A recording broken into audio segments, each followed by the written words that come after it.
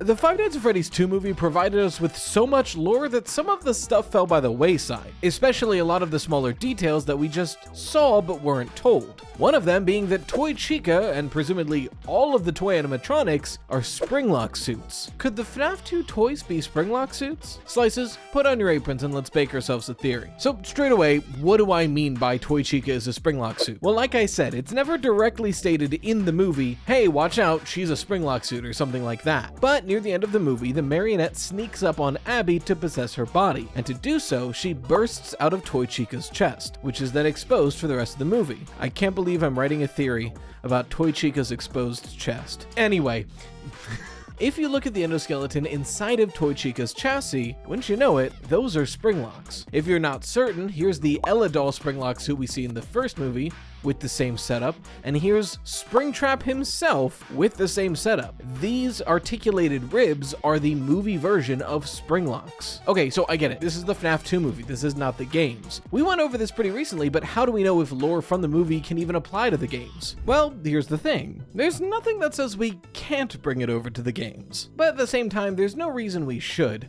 But when has that ever stopped a FNAF theory from being created? And that's just the thing. There's corroborating evidence within FNAF 2 that could tie into this very theory. The main spotlight that has been given to the games from this context of the movies is aimed at Endo 02, the endoskeleton we see in FNAF 2, which is presumably inside of the toys and the Wizards. After all, while we can't see inside the toy animatronics, the snippets we get of the Wizards does line up with Endo 02. Note the similar arms and legs. Now let's focus on Endo 02 here for a moment. Really look at Endo 02, especially in comparison to Endo 01. Not only is this, frankly, a more realistic looking endoskeleton versus what is essentially a metal stick figure, these rib-like patterns are really suspect, especially with what we know from the movies. But it's not just the movie connections and design. Look at these cage-like arms and legs. This kind of looks like something that's built to be pushed to the side so you could fit a human arm inside of it. Now, the ball joints notwithstanding, but when has Scott ever been consistent with design? But the comparisons don't just stop there. Here's what's really interesting. As pointed out by this tweet,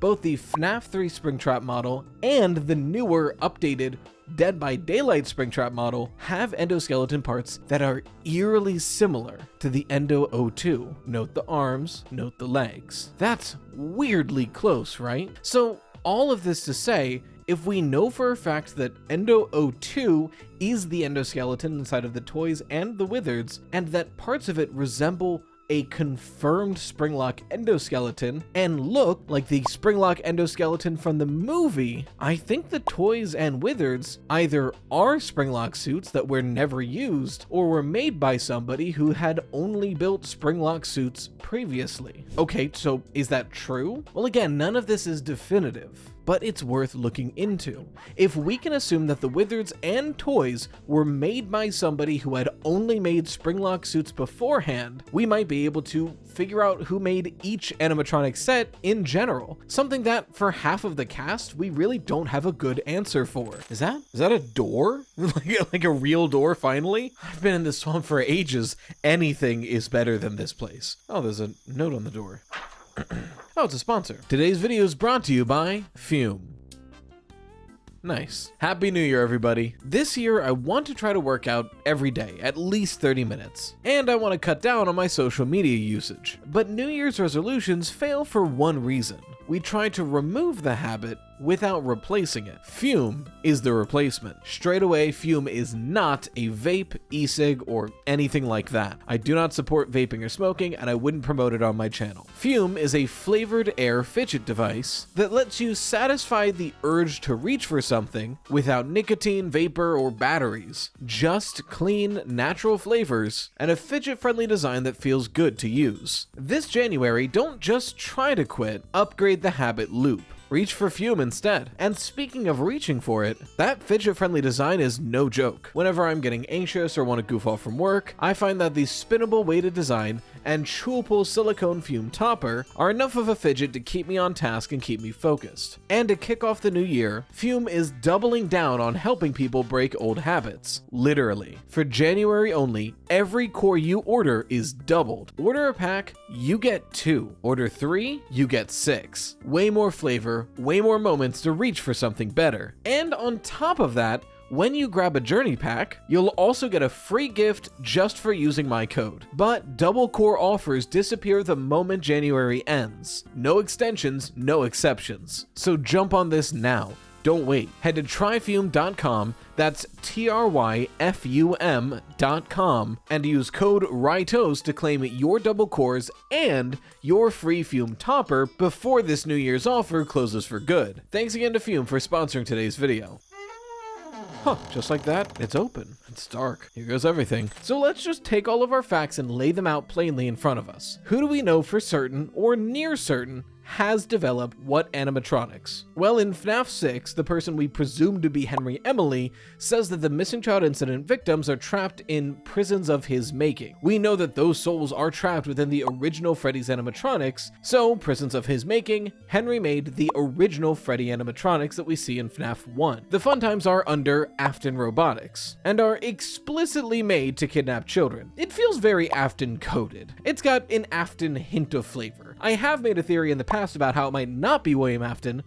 It's probably William Afton. From Secret of the Mimic, we know that Edwin Murray was making Springlock suits, but this would have been likely after Fredbear's Family Diner was already a thing. Not to mention, his Springlock suits seem newer and better. After all, the ones we know about with a little bit of water or you fall wrong, you instantly die the most painful death possible. Meanwhile, we fall several stories in Captain Springlock, and we're just like, okay. Granted, there is an audio where Fiona mentions to update the Springlock design because they're dangerous, but again, that would be an updated version after Fredbear's Family Diner is already a thing. We even get this audio in the fake pizzeria where Edwin bemoans having to change from using Springlock suits. So it's something that they are aware of, and he's making better ones, but Fazbear seemed to already be using Springlock suits at this time, so it's unclear if he actually made them for Fredbear's Family Diner or if the technology was brought to Edwin. We're not sure who made those Springlocks. We also have a pretty good idea that Henry Emily made the Rockstar animatronics of FNAF 6. Not that important for this theory, but I figured I'd mention it. So with all that in mind, plus the notion that we not only have a set of failed lookalike Springlock animatronics, but functional, sister location adjacent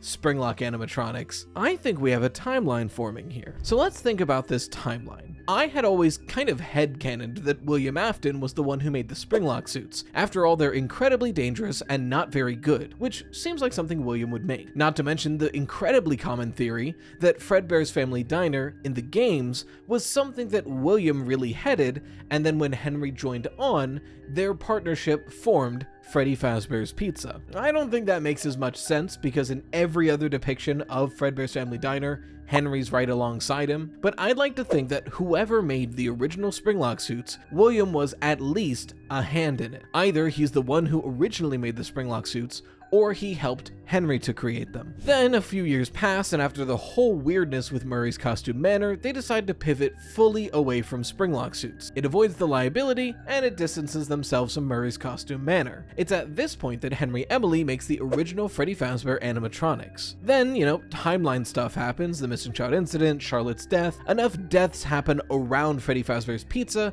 that Henry Emily steps away, and the Freddy Fazbear's Pizza restaurant shuts down. But at this point in the timeline, I don't think William Afton has figured out possession or resurrection. This would be after the crying child's death, which I think is a motivator for him to look into immortality and possession. But killing kids and putting them into an animatronic suit didn't seem to work. But then, William Afton considers Springlock suits as a possible necessity. Maybe killing somebody inside of the animatronic is the key. After all, his kid's head was inside of Fredbear when he died. Maybe that's the difference. So William Afton tries to open up a new Freddy Fazbear's Pizza, one where he would instead make all of the animatronics function like Springlock suits. Not to be worn by employees, but to be able to put children inside of it and activate the Springlocks. He tries to copy Henry's designs, but they're not William. He fails those prototypes and creates the Wizards instead. So he just tries to create versions of the characters in his art style, for lack of a better term, which then creates the toy animatronics. Now, I hear you, that's a big pitch,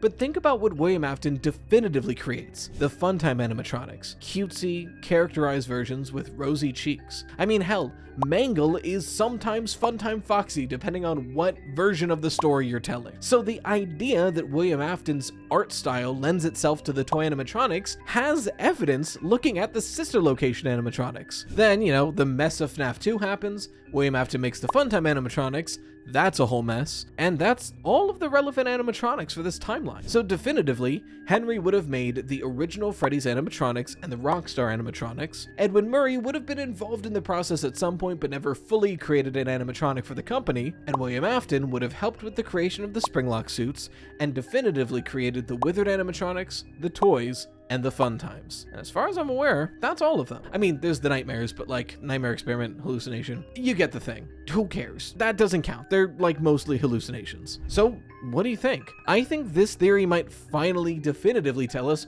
who made what animatronic. Did William Afton actually make any animatronics? It seems maybe so. Just they were always either glitchy or deadly. It seems on brand. In the meantime, if you want to know what the movie tells us about the Withered animatronics and Charlotte Emily, I made that theory last week, which you can find right here. For our fan art featured on the channel, make sure to share with hashtag ToastArt. A huge thank you to the best channel members, the Dough Risers, and don't forget to go to tryfume.com, that's TRYFUM.com, and use code RYTOAST to get your double cores offer and your free fume topper with the Journey Pack today. And until next time, as always, stay toasty, slices.